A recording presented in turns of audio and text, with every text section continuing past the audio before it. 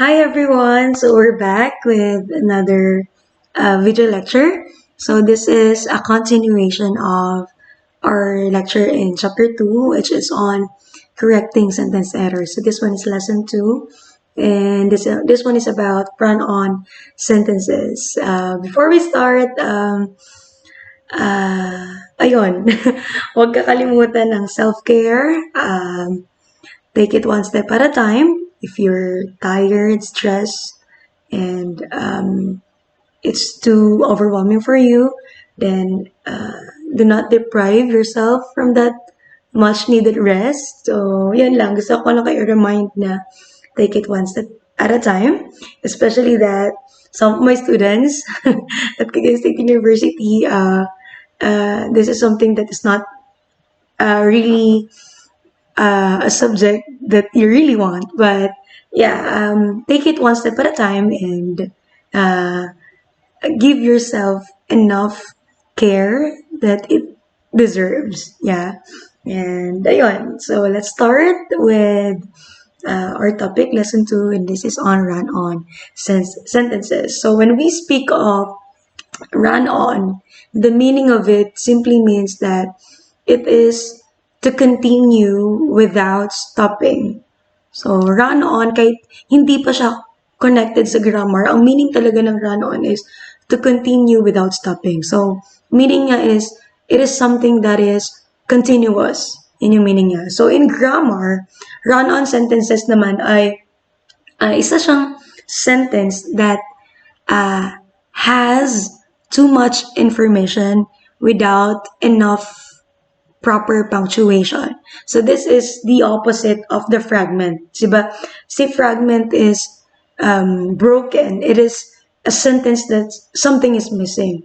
Dito naman sa run-on, it has the 5 components of a complete sentence. Diba napag-aralan natin from the previous lecture that we have to have a capital letter, the subject, the verb, complete thought, and the terminal punctuation to make it complete.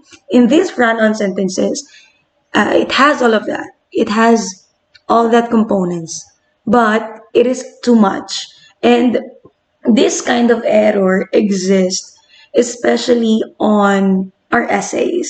Kasi on our essays, we tend to, especially on the reflection, when your teacher would require you to react on something, to reflect on something.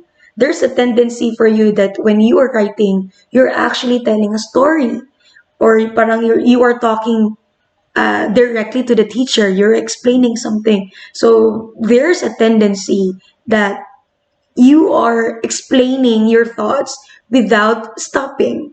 Diba? You are continuously explaining your reflection without a pause. Kasi you are really into that momentum to share something that you forget to pause. Diba? When you're speaking, when you're so excited on sharing something, you kind of forget to pause. You kind of forget to to catch your breath. So that's the meaning of run-on sentences. It occurs. It is an error that occurs especially on our writing when we are storytelling. Yeah. So again, run-on sentences are too much information or to an independent clause in one sentence. So it doesn't have the enough punctuation to kind of break it down. So yeah, at the end of this lesson, you'll be able to identify what is a run-on sentence, determine what makes up a run-on sentence, and fix run-on sentences. So I'm very sorry for my voice, but we will push through this. Okay, so ayun. So when writing, we often want our sentences long for some reason. So para kasing when our sentences are long, parang iniisip natin na it elevates our craft, or it makes our craft sound very parang very parang matalino pag mahaba. So parang we enjoy writing long sentences, but in some cases, we combine two or more independent clauses without conjunctions or even without punctuation. So that we know that they are in fact poor grammar. So they are errors. So in this lesson, we will be studying run-on sentences. So yun nga, sabi ko, run-on sentence exists when two independent clauses are not joined with the proper conjunction or punctuation. Kung maalala niyo yung previous lesson natin, na pahapyawan ko na yung conjunction, di ba? So, conjunctions, especially on coordinating conjunctions, these are our conjunctions that na-acronym siya as fanboys. Okay, we will discuss it later ulit. So, ayun. So, meron tayong examples dito. So, number one is, Terrence likes going out on Sundays and he has been doing it since he was in high school. So, tingnan natin mamaya kung anong mali dyan. I went out so I could get some fresh air. So, kung titingnan mo yung 1 and number 2, complete na siya. Diba? So, pag ulit-ulitin mo, Terrence likes going out on Saturdays and he has been doing it since he was in high school. So, napansin niyo, so sobrang haba, parang nawalan na ako ng, hindi na ako nag-pause kasi wala namang punctuation, walang comma and all. So, parang I was trying to catch my breath afterwards. So, yung 1 and number 2,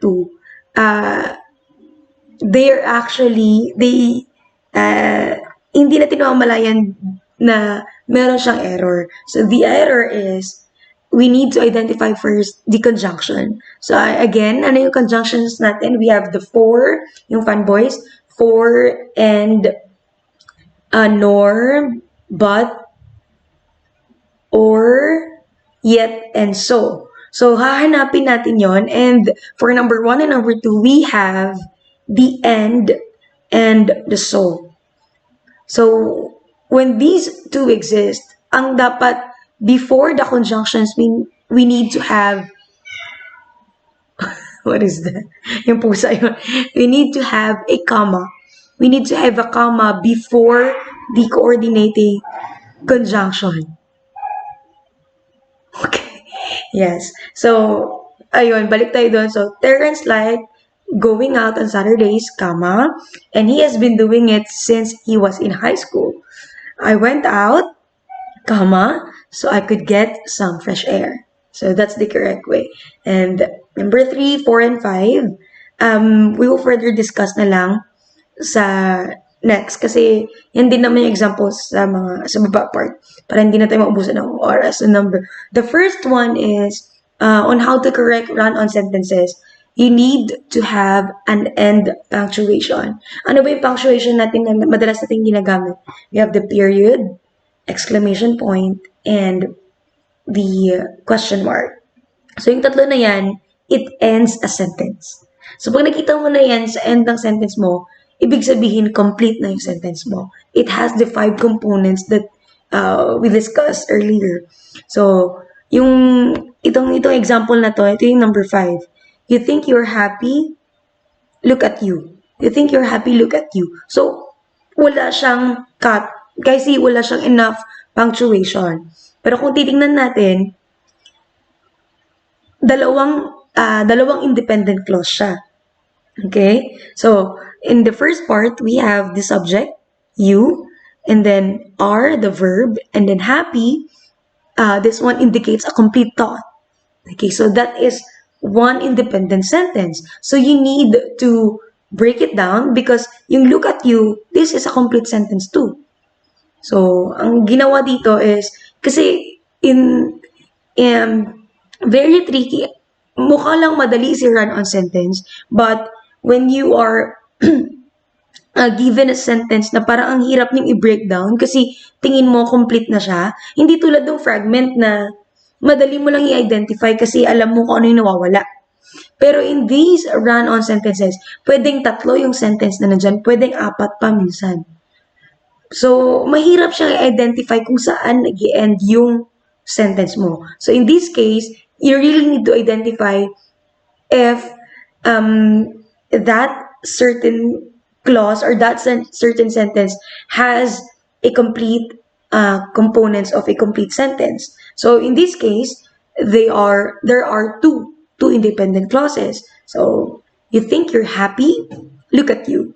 So yun. So dinagdagan niya ng question mark and a period. So yan yung first na way of correcting a run-on sentence. Next, we have to use a comma or a conjunction. So again, we have two types of conjunctions. We have the coordinating and subordinating. So when we speak of coordinating, ito yung fanboys natin. Na-discuss ko kanina yung for, and, nor, but, or, yet, and so.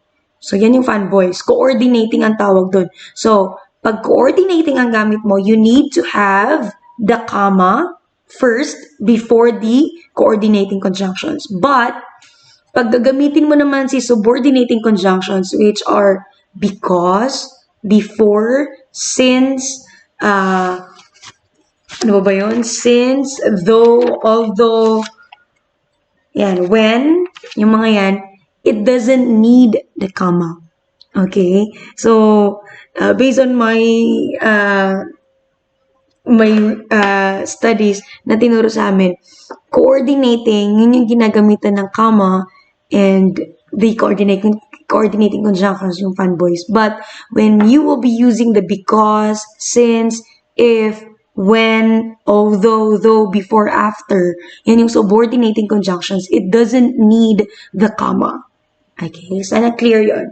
Okay, so let's have the example. Sabi dito, Terrence likes going out on Saturdays and he has been doing it since he was in high school. So, ang ginawa dito, hinanap niya, yung tulad ng ginawa kanina, hinanap niya yung coordinating conjunction, which is the end, and nilagyan ng comma. So, yun lang, napakadali ng pag-correct dito sa paglagay lang ng comma, kasi nilagyan lang ng comma. Ganun din sa pangalawang sentence na, in example ko na rin kanina yung, I went out, comma, so I could get some fresh air. Okay. Ganun din dito sa, Harry hosted a party, but he did not spend any penny. So, hanapin mo ulit, di ba, fanboys, nandun yung but. So, ang ginawa lang, nilagyan ng comma before the coordinating conjunction. So, note that conjunction is not enough to connect two independent clauses. You need the help of a comma to make it grammatically correct, especially on, ulitin ko, coordinating conjunctions. Huwag kayong malilito kasi meron tayong subordinating conjunctions which doesn't require you a punctuation. Okay? So, coordinating conjunctions lang ang kailangan ng punctuation marks. The last one is to use a semicolon. So, sabi dito, note that semicolons should not be used instead of periods. Kasi minsan, ito yung ginagamit para maging play safe ka. Kasi pag hindi mo alam talaga, ano ba ilalagay ko dito na conjunction? Ano ba ilalagay ko dito na punctuation marks? Pag naglagay ka na kasi ng semicolon, parang nagiging tama na yung sentence mo. Kasi nabe-breakdown na. Yun ang ginagawa ng iba. Pag hindi na talaga nila alam, para maging correct lang yung answer, nilalagyan na lang ng semicolon. Which is okay for some, but sabi dito, it doesn't, hindi dapat siya ginagamit instead of periods. Okay, so semicolons should only be used when two clauses are of equal weight, length, and importance. So, dapat connected pa rin siya to each other. So, kunwari, doctorship pinag-uusapan, maglalagay ka ng semicolon kapag dinedescribe niya, yung next sentence, yun yung parang minomodify niya o dinedescribe niya o dinadagdagan niya yung meaning ng first subject mo, which is in this example. So, there are doctors coming, they will help everyone who is sick. So, the sentence has two independent clauses. So, there are doctors coming. Pwede mo nang lagyan ng period yon. Pero since yung they dito, yung they na nandito, it modifies or it describes the doctors, it connects to the doctors. They are of equal weight, length, and importance. Ang ginawa is nilagyan ng semicolon since it is connected.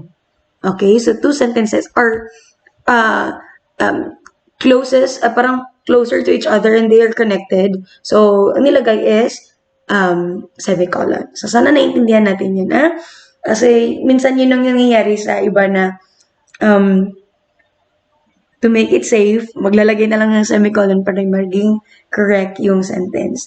We have another way of correcting a run-on sentence, and that is yung medyo heavy, parang mas nakakatalino pag nagsusulat ka, is to have the semicolon, and then a transition word, and then a comma.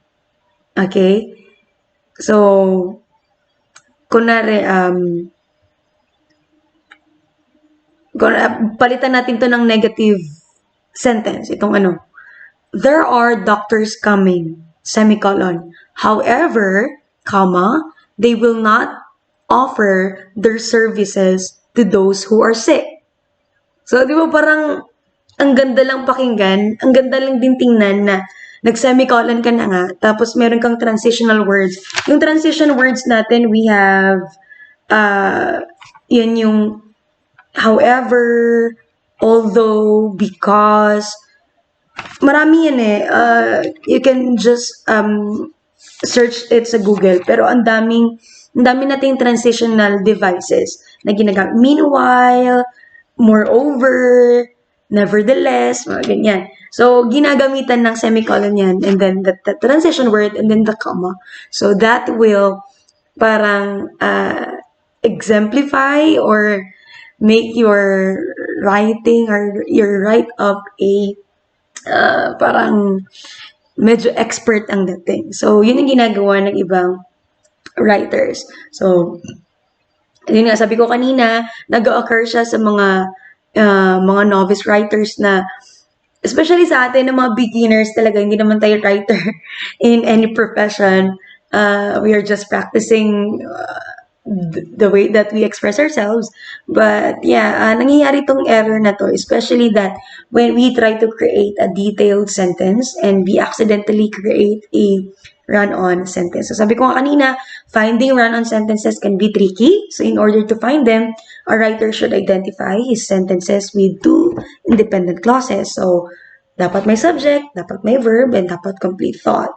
And then once identified, the writer should decide if those sentences are properly joined. So that is, do they have a comma splice? So i-discuss natin yung comma splice sa next lesson, lesson 3, and a conjunction. So kung walang conjunction, lagyan mo ng conjunction na connected. Okay? That does a semicolon or a period needed to be added? So asking these questions while thoroughly editing will help writer correct run-on sentences. So in summary, a run-on sentence is a improper grammar.